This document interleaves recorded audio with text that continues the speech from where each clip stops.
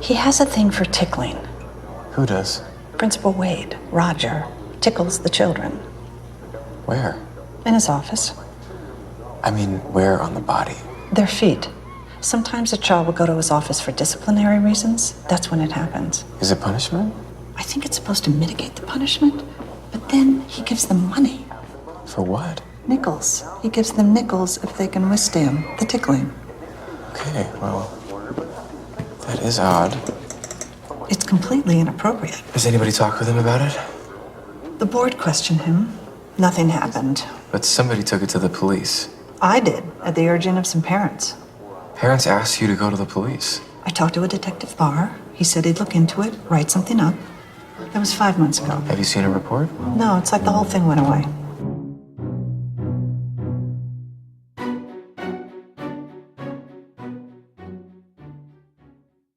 If you love this podcast, I'm sure you're looking for other great true crime podcasts to listen to. Wondery, the network behind this show, has other podcasts for you, especially if you love the way we tell stories here on Real Crime Profile. Great shows like Best Case, Worst Case, Locked Up Abroad, and Hollywood and Crime.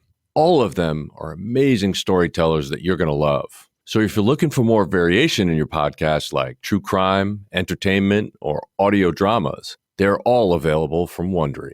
Just head to apple.co/Wondery. That's apple.co/Wondery. Or if you're an Android user, head to Wondery.fm.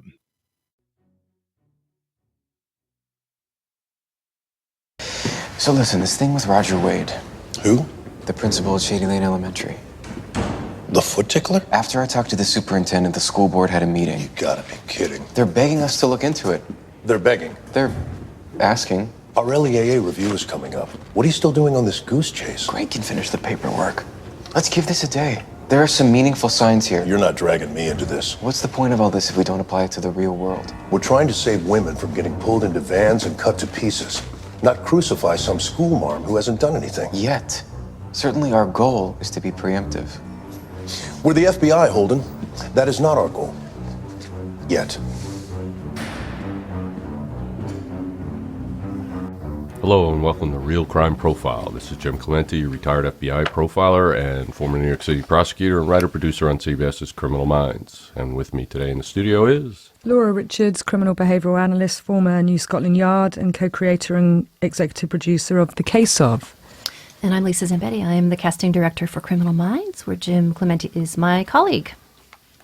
Well, here we are. We are kicking off the home stretch on the series Mindhunter. And I'm still enthralled with this series. I think it's an amazingly well-shot, well-directed, well-written series about historical fact. Of course, there's a little playing around with the truth, but it is great. It's a really cool thing, and I will try my best to point out the things that were kind of a stretch and the ones that are actually right on. Right, and I will do my best to point out all of Dr. Wendy's blouses, which, as our Facebook listeners know, I am obsessed with the choice of blouses. Anyway, so this is episode 8 now.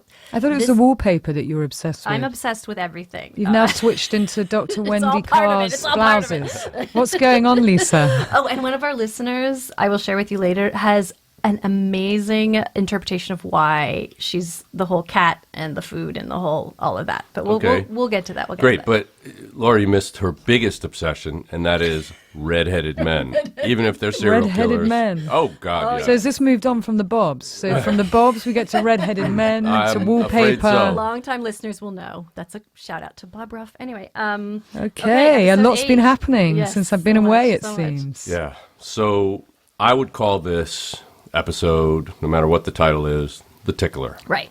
Because the through-and-through theme is a principal who has taken it upon himself to, well, improve the statistics and scores and an atmosphere at his school.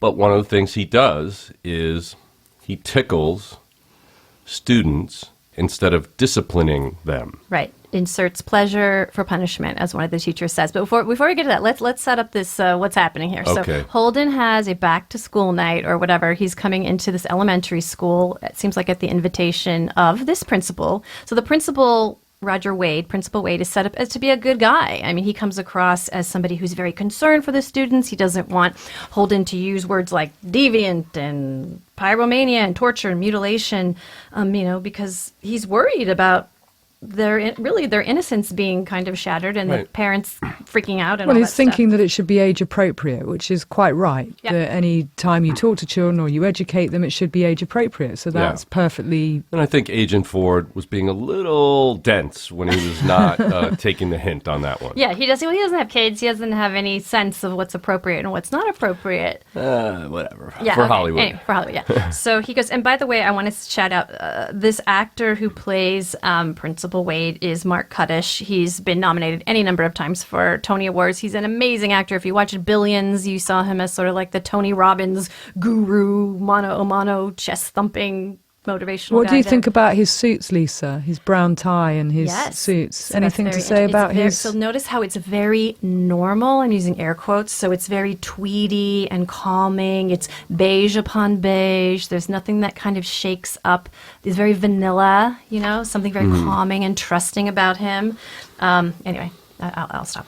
But so my question is, so what is Holden really doing there? Is he there to kind of warn the children about red flags to be on the lookout for as far as seeing psychopaths in their playmates? Or is he trying to get information from them? Like if you see, a playmate who's setting their cats on fire, come and tell me. I don't know to tell me, but yes, he wants people to report on their classmates because he says, in a class this size, one of you typically could become a psychopath and could be doing bad things. And he has to find vanilla ways of saying it. And the kids ask great questions. And it's really a great scene. But the long and short of it is that the teacher actually stops him as he's leaving and says, I want to talk to you because I've seen disturbing behavior. And while they're doing it, you look back down the hallway with them and you see the principal holding both of the hands of this little girl and then sort of, I don't know, either tussling her hair or putting his hand on her shoulder, and then she goes off. And there's just a little creepiness in the music, so you're like, what's going on there? And then we find out that he has a practice of not only tickling children's feet instead of punishing them. So when somebody gets sent to the principal, typically that's because they're in trouble. But instead of acting like they're in trouble, he makes them take off their shoes and their socks, and he tickles their feet. And then, if they can, quote, withstand the tickling, he gives them a nickel. Well, what do you think about that, Jim Clementi? Grooming with a capital G. Exactly. Yes. So the struggle in this episode is what is deviant and what is disturbing and the line between that. And Holden continually questioning himself, like, am I just seeing this with the jaundiced eyes of my profession? Because I see so many psychopaths or so many people like Brutus who they also have this obsession. Well, I think Or it's in is there it for that exact reason, right? Because definitely when we are exposed to people who are the extreme of human behavior, when we see the worst things that humans do to other humans, of course we're more sensitive to it. But we can also see, because of the interviews that they're doing, we can also see how those people started and how there's nuisance offenses that they start with typically, whether that's peeping or stealing lingerie or breaking and entering, those kinds of nuisance offenses. Gateway type offences, we might call them as well. Right, that eventually lead to much more serious offenses. So we do kind of have our red flags and our radars perking up when we see those kinds of nuisance offenses in any environment.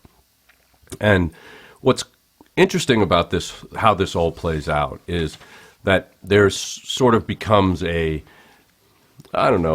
back and forth between Ford and Dr. Wendy about this. And it will actually come to a head later. So when we get down to that, we'll talk about it. But basically, Ford is questioning whether or not this is something that they should be involved in. I mean, this is the FBI, for Christ's sakes. Really? Somebody tickling? A question for you guys, if you've ever experienced this. So when I was, a million years ago, when I was in first grade, we had a teacher who's a yard duty teacher, very Zoftig lady, very big, jolly lady. I think her name was Schultze or something like that. And she would scoop us up during playtime, during recess, and she'd hold us in her arms, and she would like shake like boom, boom, boom, boom, boom, boom, and our little legs would like flop all around, and we would laugh and giggle, and she'd set us down, and we kind of stagger away, and we loved it, you know. And it was just different than like touching a kid. I taught preschool, and there's no way I would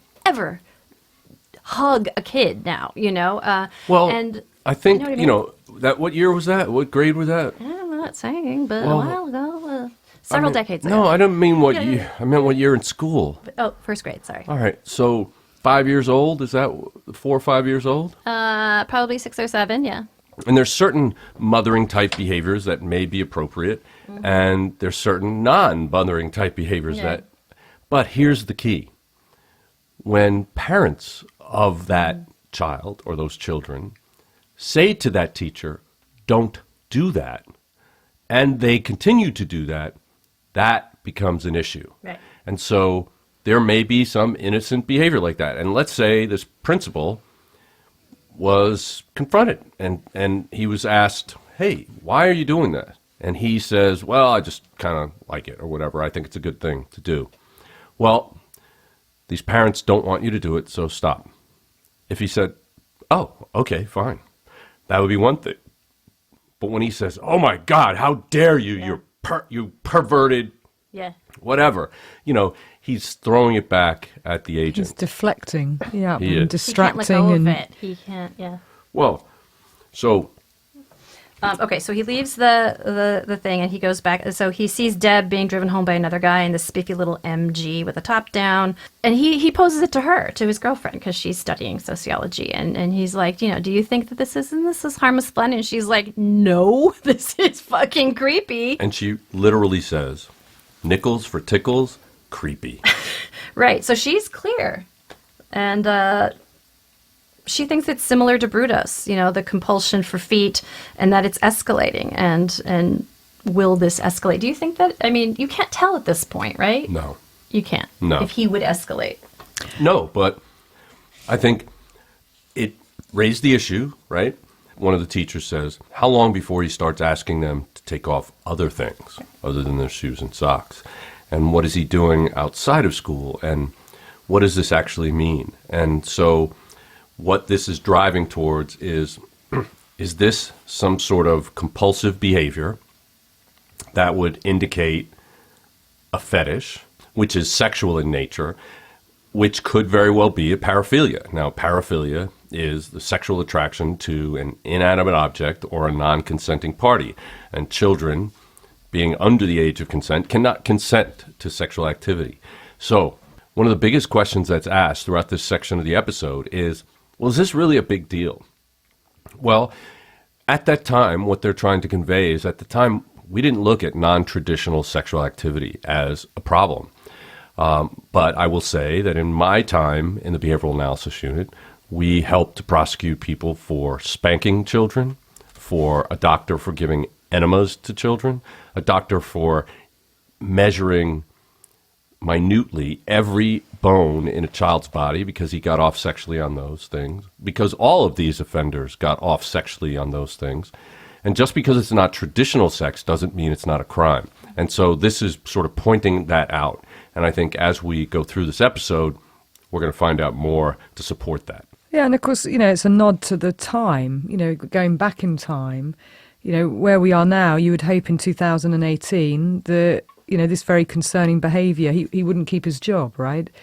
You know, if you've got one parent complaining, if you've got two, if you've got multiple, then that should be on the radar. But abuse doesn't happen in a vacuum. It's not, you know, something that just happens on its own. There is a continuum. And yes, as Jim said, there are paraphilias and things that, you know, I've worked on an offender who had a particular inclination for leather, and he would assault women getting off of trains in southeast London to try and get their leather goods, whether it's leather gloves or leather trousers. And he would actually be violent to get that leather item that he wanted. I mean, so much was he fixated upon leather. So, you know, things that are outside of sort of, you know, the norm I always say, well, what's normal? Because, one person's fantasy can be very different from someone else. But if it's someone who's non-consenting or an object, then that tends to be in the paraphilia bracket. I certainly think, watching those scenes, I mean, it was creepy stuff. I mean, it's stuff that, should put the hairs up on the back of your neck and make you feel uncomfortable, the way that he was interacting with the children. Then Holden goes to see, he goes to see the police. He goes to talk to, he talks to a number of people, doesn't he? He talks to Debbie. Yeah, he goes to see the detective. He goes to see the detective, and boy, this guy not only gives zero shits, he actually thinks that the teacher is some kind of, she has extra energy because she's not married. Yeah. You know. Talk about misogyny. There we go. I mean, it's across the whole of this series, Yeah. which is kind of ironic that two FBI agents are trying to work out violence against women and girls and haven't quite understood misogyny in there. But this is a cultural shift again from where they were to where things are now. Right. It seems mostly like the law enforcement around them don't have a clue. And, the police is like, tickling is not a crime. He shouldn't have to explain that to the FBI. Well, this is the resistance to looking at non-traditional sexual behavior as sexual behavior. And that, of course, has changed over time, but this is the initiation of that in terms of how law enforcement deals with things. Holden's getting ready to go back to Oregon to see Jerry Brutus, and Bill is like, I'm not going. No, you can have that. Why do you think that is? He just, that's a really good question. He's just, I feel like he feels dirty. Like there's something prurient about the questioning that he feels is crossing a line, maybe? Right. What do you think? He's supposed to be a profiler. He's supposed to be doing this research, and you can't let yourself the subject matter, right? Right. You can't let yourself get sidetracked on the details and to the detriment of the actual research you're doing. So I just didn't understand that, but maybe they wanted a more intimate moment between Ford and Brutos, and they got it. They really got it.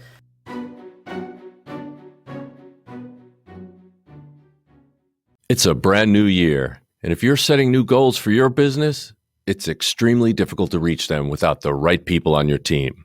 And ZipRecruiter has transformed how you go about finding them. ZipRecruiter posts your job to over 100 of the web's leading job boards with just one click. Then ZipRecruiter actively looks for the most qualified candidates and invites them to apply. So you never miss a great match. No wonder 80% of employers who post on ZipRecruiter get a quality candidate through the site in just one day. Find out today why ZipRecruiter has been used by businesses of all sizes and industries to find the most qualified job candidates with immediate results. And right now, Real Crime Profile listeners can post jobs on ZipRecruiter for free. That's right, free. Just go to ZipRecruiter.com/realcrime. That's ZipRecruiter.com/realcrime. One more time to try it for free, go to ZipRecruiter.com/realcrime. ZipRecruiter, the smartest way to hire. One of the best things about listening to podcasts is that you can be active while you listen, going for a run, making that weekly trip to the grocery store, or even cleaning your house can become chores you really look forward to. Of course, it's hard to be active when you're dealing with back pain, shoulder pain, or knee pain. Don't go another day living in nagging pain and avoiding the things you love. Our partner, Orthology, specializes in physical therapy that helps people get better faster. Orthology doesn't believe in temporary relief of your symptoms. They get to the root cause of your pain, focusing on mobility, flexibility, stability, and agility, getting you back to doing the things you love. At Orthology, patients get better in half the time of traditional physical therapy. Whether you're recovering from a recent injury or just tired of nagging back or joint pain, you can get a same-day appointment to meet with an Orthology physical therapist that will help you restore your functionality and realize your potential. Don't go another day living your life in pain. Visit orthology.com/podcastny and schedule your appointment with Orthology today. That's orthology.com/podcastny to get back to doing what you love. Guaranteed. Orthology.com/podcastny. My intuition is what started this. I wanted to interview Kemper. Without me, there would be no study, no funding. So now you know everything, is that it? Now you're a Superman with X-ray vision? No, but I think I should be allowed a single day to... Predict if someone might commit a crime? Who are you, the fucking thought police? I just wanted to ask you both. I mean, you guys have had partners in the past. I mean, is there a lot of conflict about how to move forward with somebody, or somebody is more aggressive, or somebody's more this or that? I mean, how do you navigate those relationships? Yeah, I mean, a lot of times it comes down to who's the senior person, you know, on the in that pair, and you know how well they work together. I mean, it is a partnership, and it's something that, you know, you have to realize there's give and take. And one of the most brilliant things about the behavioral analysis unit, or at this time behavioral science unit, was that they literally encouraged people from different perspectives to come in, so that they didn't have just repeating the same old thing over and over again. People would challenge each other. People would question what they're doing, and you'd have to actually support your theories with good, solid arguments and logic and evidence. And that would be how, in the end, we would come up with these profiles. So I think that this is a good indication of why that's a good thing, because they're not just yes-menning each other. They're actually questioning what the other one's doing. And I think they're both learning along the process. Laura, do you have any experiences you want to share? Well, I mean, in any, you know, partnership, you've got to work through your own dynamics, haven't you, of, you know, what works in a given situation. And I mean, even when Jim and I do the case of, you know, we have to get a simpatica so that we know who's going to lead on certain interviews. And, you know, you have to find that kind of, you know, harmony. You don't want to be doing that in the room. Yeah. You know, when you're interviewing someone, whether they're a witness, a victim, you know, perpetrator. So it takes time. I mean, here you've got them doing very new, pioneering things. And like any relationship, there's going to be some, you know, critical tests along the way. And when the younger one starts to lead things, perhaps, you know, the older one doesn't feel quite so happy about that dynamic. And particularly when he starts to take things in certain directions. Yeah, which, I mean, he's certainly doing some bold things in this episode, or these next few episodes. There's some pretty crazy things that happen. And so we'll get into them as they reveal themselves. But when Ford is with Brudos, this is a perfect example of how these offenders differ. So offenders who are still claiming innocence and still have appeals generally didn't want to actually talk to us about what really happened. So that didn't stop us. And so what we ended up finding out, and this is a perfect example of it, is that they will create this fiction of, oh, they were set up. But I can probably help you with insights about the killer, the real killer, and that's in air quotes, or inverted commas, sorry. And so Brudos would then talk about the killer, and he'd say, well, maybe the first one fell into his arms, and he got a taste for it. So he's revealing what he really went through, and he's protecting himself for his appeal. As long as he's talking about it in the hypothetical, Right. yeah. But what's great is that, safe. you know, you can see that he's reliving things, he's leaking information, and, you know, he basically says, because, right, there were no photos in the first one, but he was prepared for the next three. So he's actually telling Ford, pay attention. This is how you know whether somebody planned this or not. Look at the details. This is based on the real Jerry Brudos, and so they do talk about how he would kill the women from behind.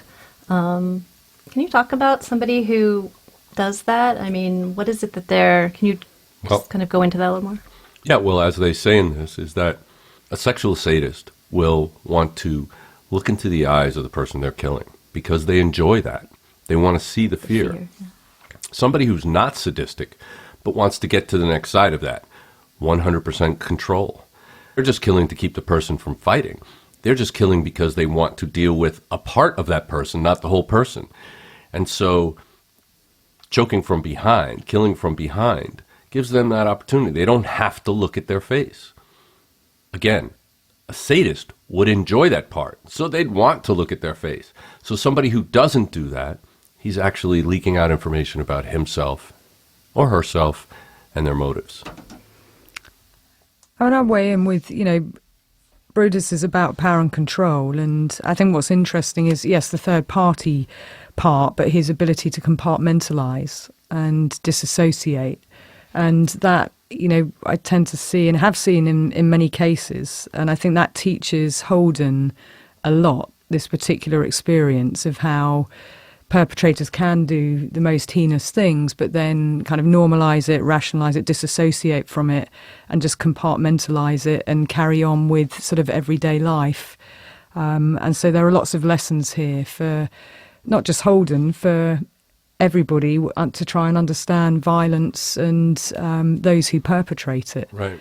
Yeah, and I think one of the other things that Brutus revealed was that he had been fantasizing about this for a long time before. He didn't just do it out of thin air. But when it first happened, he didn't plan that particular event.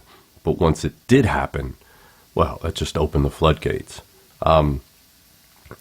He also revealed that he used a ruse, that he said, women generally want to be told they look like a model. And so he's able to get women to come with him voluntarily until he forces them to do particular things. Then they realize, oh my God, I'm in a bad situation.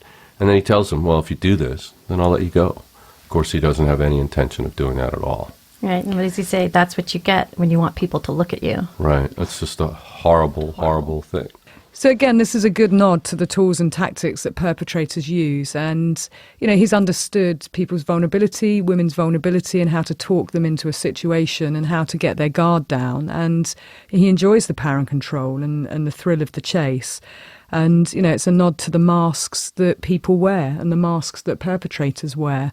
And certainly in cases of, serial killers, and they don't kill all the time. There can be lots of things that they do in between, and they can compartmentalize those things so they can get on with everyday life, and appearances can be very normal at times. And I think this whole dialogue really lends itself to that education and awareness for the young Holden.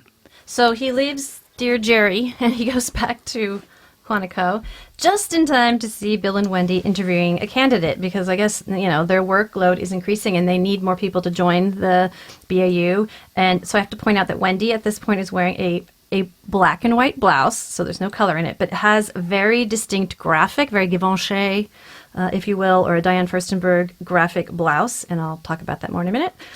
So she's blending more in. She's black and white, but she's maintaining her sharpness and her focus. Anyway, so they're interviewing a guy. Seems like a good guy. Bill loves him. He thinks he's a great candidate. And what does Wendy say? You remember? He's African American. Yes. Actually, Holden says he's black, and Bill's like, well, nothing gets past you. But, so she brings up the point that most serial killers are racist, and so they would never open up to an African American FBI agent. Do you feel like that's true? Well, I think that's an overgeneralization, but I can understand it. But Judd Ray, who was African American, was an exceptional profiler. And he did multiple interviews in the real world. But I think it's another nod to the times. Yeah. And it's very unfortunate because I think this candidate was qualified and energetic and could definitely have added to it. Instead, they got a goofball from the boss who turned out to be a snitch and kind of a bad guy, actually, I think. Yeah, so Mick Bossypants comes in and he has handpicked a candidate for them to interview, Greg Smith, played by great actor Joe Tuttle.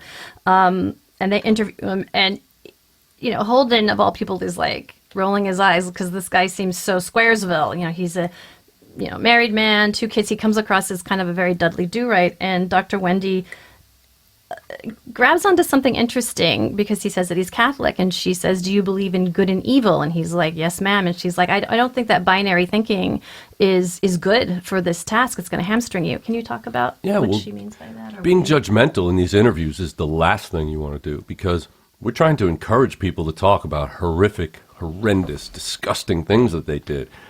And the way to do that is to build rapport, not to judge them. And if he looks at things in that black and white way, then he's not going to be able to break that mold and actually build rapport with these people.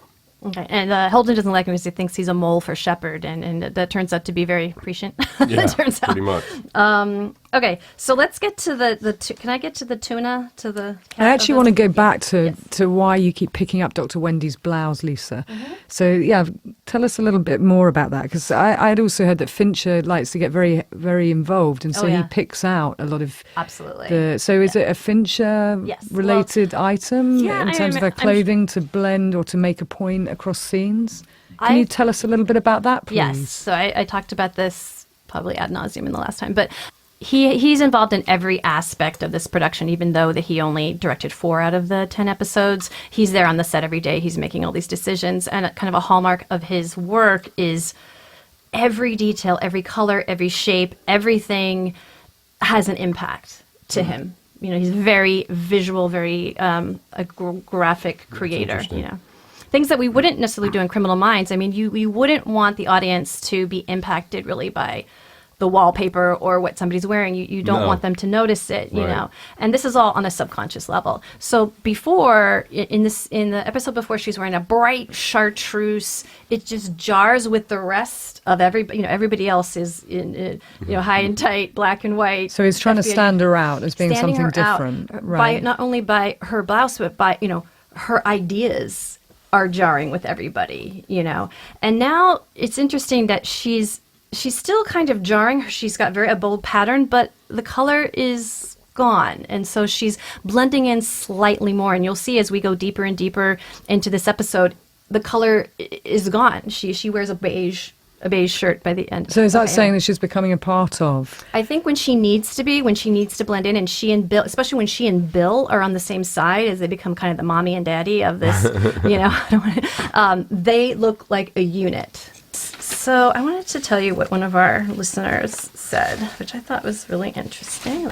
So listener Rebecca is, maybe it's just me, but I thought her feeding the cat was supposed to be symbolic of the guys trying to lure out these killers by using bait. She keeps putting the bait out, and it seems like the cat is eating it, but then she finds the can with bugs all over it, and I felt like that maybe represented how you put out With the maggots, right bait. Maggots, yes. And it doesn't pay off, and you just get a mess, like with Speck. So, I don't know, just my thoughts on the cat thing. Love you guys and hearing your take. Well, that is an interesting take. Yeah. It's metaphorical.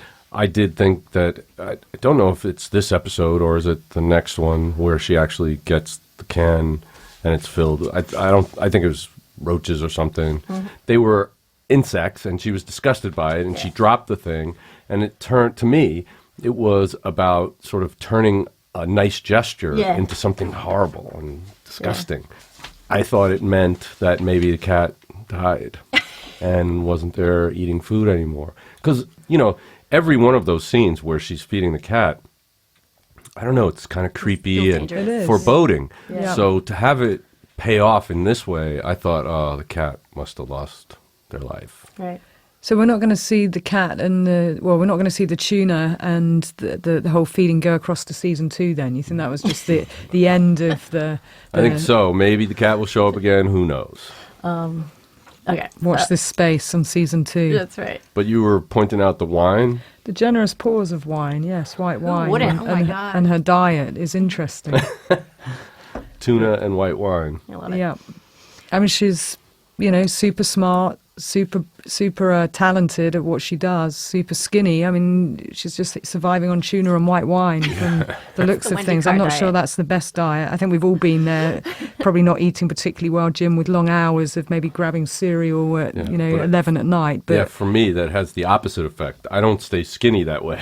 right. Junk food does not do well. But when you're on the road, it's just the only thing you can do, really. Yeah, it's not always the best diet that goes with this work, but maybe it's a nod to that. Who knows?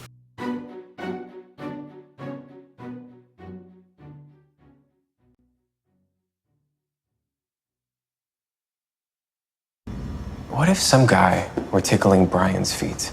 Don't bring my kid into this. Not just some guy, but a guy in power, the head of the school where he will be for years. He not only tickles Brian, but he gives him money for putting up Do with it. not use my family as an example. You ask him to stop and he won't do it. You go to the police and they blow it off. So it looks like Brian is going to get paid to get his feet tickled and who knows what else, and there's nothing you can do about it. I tell him to take his fucking hands off my kid. Just like I'm telling you to stop using him as an excuse for your unprofessional behavior.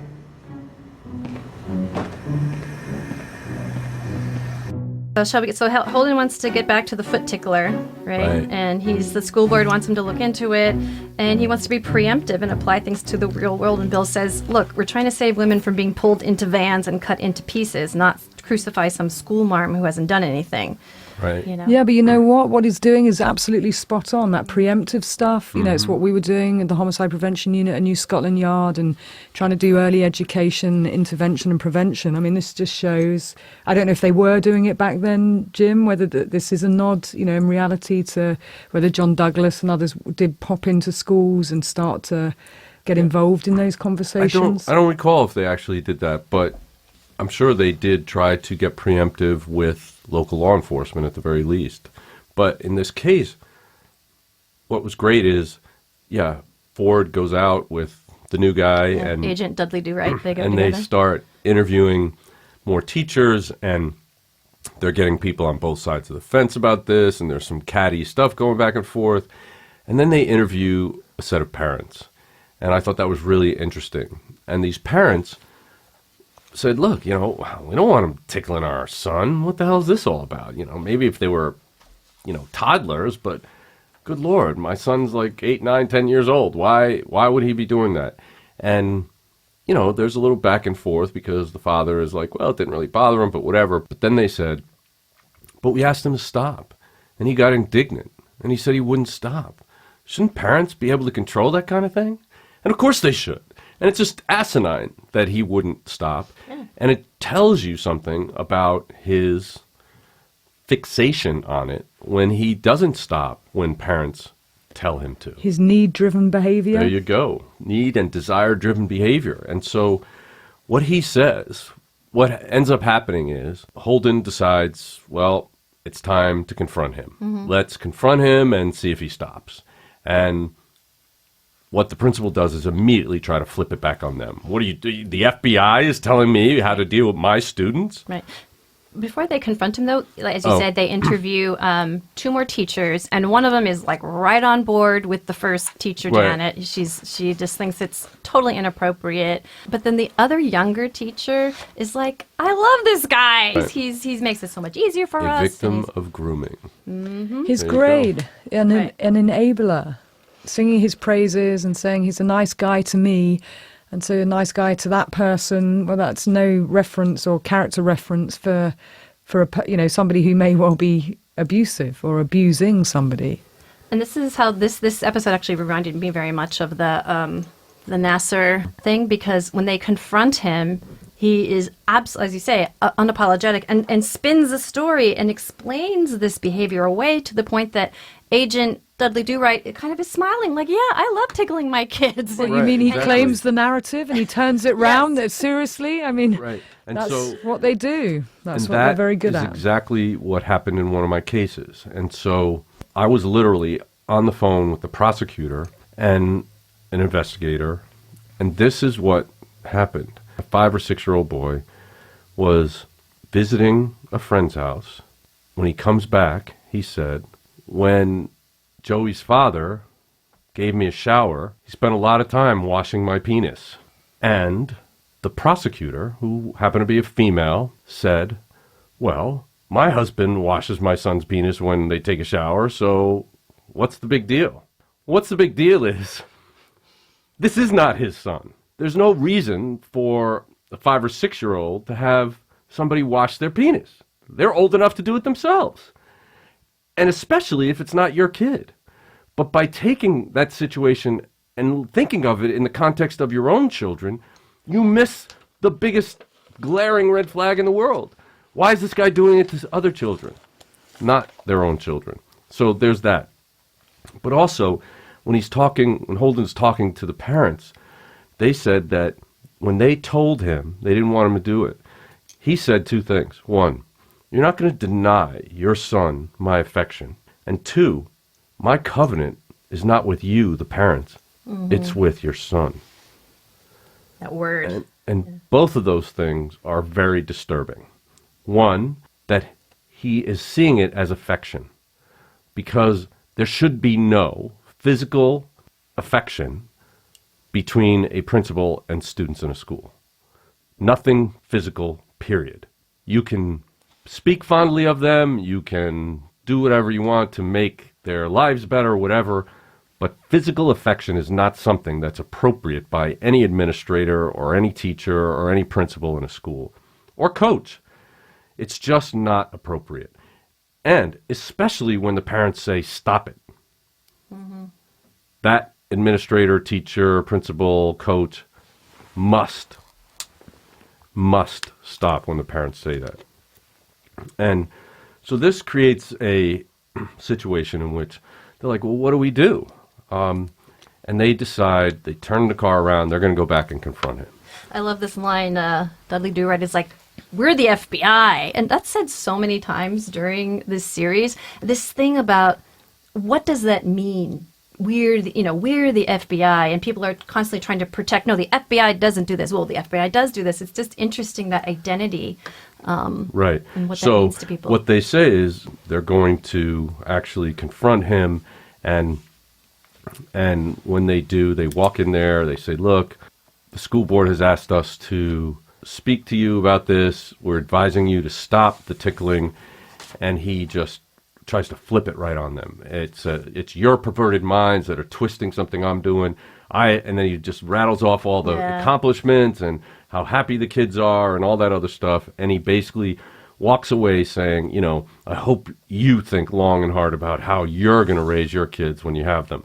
And, the problem is what he does is say, no, I'm going to keep doing this. And so they didn't have any choice but to actually tell the board, look, this is a problem. And it seems to be that he will not control his behavior, so somebody's got to control it for him. So as we get after that scene, we see Holden with Deb. She's trying to study, and it's interesting. She's studying a book called The Presentation of Self in Everyday Life by Irving Goffman. And she talks to Holden about, everybody wears masks. We wear masks in our lives and to fit in, to make everybody else comfortable. And Holden is like, well, maybe that's what I'm seeing, is that he's wearing the wrong mask. Like, he's treating this child the way that a parent would at home. And it's making people uncomfortable because it's the wrong mask for that. Like you're saying, it's not appropriate and it's making people uncomfortable. But is that itself a predictor of a crime? And it's something that he seems to be struggling with continuously. It becomes a predictor when it's outside of his control, when he's told specifically, do not do this, and yet he does it again and again and again. And he's rationalizing his behavior, justifying what he's doing, and that's not good. So they go away from that confrontation with the principal, and Dudley says, do we do the right thing? Is this a federal issue? And I'm here to tell you, yes, it is a federal issue. You are in the Behavioral Science Unit. You will soon become part of the National Center for the Analysis of Violent Crime, and your mission is to study violent and sexual crimes to help law enforcement across the country and around the world so that they understand this behavior that they don't get to study. And because you're in that position, yes, you do have to lead the charge. You are the tip of the spear. And you're going to have to take some pretty serious decisions about what you should do and what you shouldn't do. And I think the rest of these episodes will kind of also flesh out that same point. Right. And if you put it into a common sense framework, well, let's say, Holden leaves that situation and does nothing. And then in a year's time, there are further reports. And let's say there is an escalation. Well, who's going to be at the centre of that criticism? Because there were warning signs, people were telling him. And there's the whole play out with Holden's intuition as well. His intuitive self knows that this is creepy, knows that this is a problem. There might not be a crime of tickling, of sorts, but he knows intuitively that it's not right. And when you've got parents who are all complaining, and actually the principal is fairly bullish and bullying in that encounter. It's not just, it's him on the defence trying to rationalise his behaviour, but he bullies back Right. rather than listening to the parents who have a right to make their voices heard because Right. it's their child. So And I think it's a very interesting scene, and the mask thing comes up, and I think that also is a nod to the serial killers too, that, you know, people do wear masks, and the ability to compartmentalize, and funnily enough it runs across the theme with the profilers, you know, that they're less than perfect, not everyone's human, but that comes across, you know, you have to compartmentalize certain things, everybody does across their life course. And, you know, it's a nod to the fact serial killers don't grow off trees. They don't wake up someday and just decide to start killing people. You know, there is a continuum, there is a pathway of abuse and violence, and trying to understand what those warning signs are, you know, it's the whole point of the behavioural analysis unit and what we were doing at New Scotland Yard. So I think that they're things that I certainly get asked, you know, in different professional settings of what's okay and what's not. But the minute someone, even if it's a child, says it's not okay, then it's not okay, full stop. But here's where Dr. Wendy makes the fatal flaw. She says, I can't imagine why you would go after a respected principal with no history of abuse. Right. Anybody here of, I don't know, Larry Nassar? I mean, come on. Yeah, I mean, that seems... It's Because she's just- not on the ground. I This know, has been I established. know. She doesn't see... She can't feel it. And it must be hard for you when you're out in the field to explain what it is, that gut feeling. You can't write that down. Right. Well, it's part of an educated gut instinct. And when you see thousands of these cases over the course of your career, little tiny nuances can actually set you off, and you listen to your instincts. You train yourself to listen to them. And if you, our listeners, want to do that, you should read Gavin de Becker's book, The Gift of Fear. It's excellent. Right, and Protecting the Gift as well. And those books will help you understand that you should actually listen to your instincts. They are there to protect you. So back at Quantico, it turns out Agent Squeaky Clean is also a squealer because he's told he feels very guilty about what they've done out in the field, and he tells the boss what they did, and the boss is like, "Who do you?" And he just rips him a new one. Has that ever happened to you? Getting somebody, having somebody rat me out. Well, also I've had getting your ass handed to you by somebody. By a superior I've had a must boss be- who handed my ass and Jim Fitzgerald his ass when we arrested a guy who was about to be made a top 10 fugitive. They'd been looking for him for 3 years. My training agent gave me the case and told me to find him. And I did. And Jim and I arrested him. And we got screamed at because he said, this guy was supposed to be top 10 and we should have had the whole squad out there. He wanted to get credit. He wanted me to find him. Gotcha. And then he wanted to wait till he got named a top 10 and then he would have had a top 10 arrest. So I did get my ass handed to me for that. And it was similarly stupid, ignorant, whatever. So yeah, there are some bosses in the FBI who shouldn't be there, who have their own problems and they take it out on their squads. How far can And you their own push back? agendas. I mean, Yeah. how far can you push back there? In this scene, Holden really pushes back and Yeah, is not like gonna happen. very, Not going to happen. He would have been transferred in 5 minutes. Yeah. That's when you talk about in this episode what's real and not real, that pushback, although John Douglas did a fair amount of that, in that situation where the assistant director tells you, basically orders you to do something and you don't, or you get back in his face, that's called insubordination, and that could end up causing you to get fired. There's a lot of things in these next 2 episodes All right. to talk about that way. Okay. And, so he gets reprimanded by his boss, and then Wendy and Bill, who are dressed amazingly similar in their beige shirts, also are waiting for him like mom and dad and are like trying to rein him in. Like, dude, you reflect badly on all of us. You cannot, just go off half-cocked on this. Right. And that's when she says, I can't imagine why you would go after a respected principal with no history of abuse. And any professional in the field knows that the fact that they have no reported history of abuse doesn't mean they don't have a history of abuse. In fact, this guy has admitted that he's been doing this for years. Yeah, and that's a good point. We're talking about reported history, we're talking about history of convictions, and it's very true. Just because there's no intelligence logs or they haven't been convicted for it doesn't mean to say that they're not doing it. And that's why community intelligence is really important. What he's doing, going out into schools and listening to people, their concerns, asking them questions. And intelligence is information for action. And it's important stuff that's turned into action.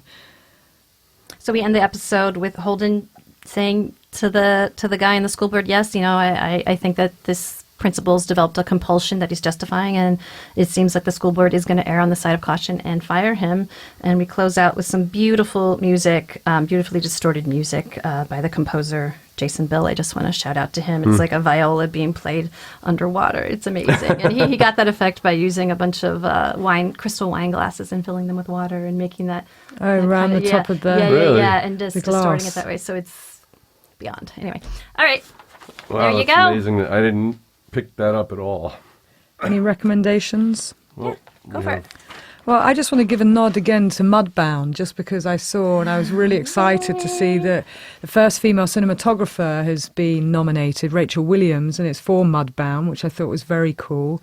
Mary J. Blige for 2 Oscars for supporting actor and for original soundtrack, and Virgil Williams, right. friend and Criminal colleague. Minds fame. Buddy, Yes. Yeah, for his screenplay, and I've watched it a number of times. It gives me shudders in parts watching it. It's so powerful. Right. So powerful. Tremendous achievement. Experiential when you're watching it. You're just immersed in it, and It's completely immersive. the rain and the mud and the dirt and it just brings you down into the earth. It's really No, I amazing. haven't seen it yet. It's very well done. I mean, if you haven't seen it yet, watch it on Netflix and make sure you set aside a couple of hours, and it really does get to your core. So well done, Virgil and team. I think it's amazing. Jim, you have a rec? I hope people will watch Manhunt Unabomber, because it's on Netflix as well. Mm-hmm. And on February 11th, they will make the decision on the Writers Guild Awards that we were nominated for. So, Which is very exciting. Yeah. Congratulations on your nomination. Thank you. So I hope people watch it. And Wait, so you're nominated? Wait, I didn't know this. Sorry. So tell them again. You're nominated for. yeah, so myself and Tony Gittleson and some other writers got nominated for Manhunt Unabomber for long-form original series. Amazing. That's amazing. Congratulations. Jay Clem, killing it. Well, we'll see. But, it is actually a great honor. It's just amazing to be nominated. Absolutely. I'm really excited about that. And just to have that kind of recognition is a wonderful thing. Yeah. Are you going to the Yeah. You're going to rent a tux? You're going to look. Is it like a black tie kind of sit down dinner? I'm probably going to wear a midnight blue Shark suit with black velvet lapels and a bow tie. And a hat. Of course, I'm going to wear my leather hat. Yeah, my black Right, leather you got hat. to take a selfie for us. Sounds We'll snappy, post it. Jim C. Sounds very snappy. So I wanted to give a shout out that I am going to be at the Santa Fe Film Festival February 9th through the 11th. I'm going to be watching lots of films with my friend Aisha Tyler. We're going out there together. Her film Axis is playing there, and she's going to be on a panel. And I am leading a panel of renowned casting directors, and they asked me what the theme was, and I said, I'd like to call it Burn the Couch, Exploding Myths in the Entertainment Industry. So I'm super excited about that. If you want to come to my panel, please do. It's going to be on Saturday, February 10th, and you can go to their website to see the actual time. Awesome. That sounds great, Lisa. And we should probably say, that if people are interested in coming to CrimeCon, then you should book your tickets, because they've been available for a while, and it's the Right, it's May selling 4th. out fast, actually. Hopefully, there'll still be tickets available. But When is it, sorry. Jim? May 4 to May 6? Yes, And it's in Nashville. at the Gaylord. All right. Well, thanks, you guys. Yes, thank you for listening to Real Crime Profile. If you like our podcast, there are a few things that you can do. You can take 2 minutes and go to Apple Podcast and leave us a 5-star review. You can also check out all Real Crime Profile offers and promotion and our sponsors in our show notes. Another thing you can do is go over to Facebook and like our Facebook page. And one last thing is, please tell all your friends, family and colleagues about us and spread the Real Crime Profile word. Thank you so much for listening to us. We really appreciate you. Real Crime Profile is produced and edited by Paul Francis Sullivan. Sound engineered by Terrell Parham. Music composed by Simba Tsumba. Logo art by Jim Clementi. Real Crime Profile is produced by XG Productions and distributed by Wondery. For advice and support if you're experiencing stalking in the UK, you can contact Paladin National Stalking Advocacy Service on 0203 866 4107, or you can go on the website www.paladinservice.co.uk. If you're experiencing domestic violence, call the National Domestic Violence Helpline free phone 0800 2000 247. In the US, if you're experiencing domestic abuse and need advice, safety, shelter or counselling, call Genesis, the 24-hour hotline, 214-946-4357, or go on their website, www.genesisshelter.org, or the Domestic Violence Hotline on 800-799-7233.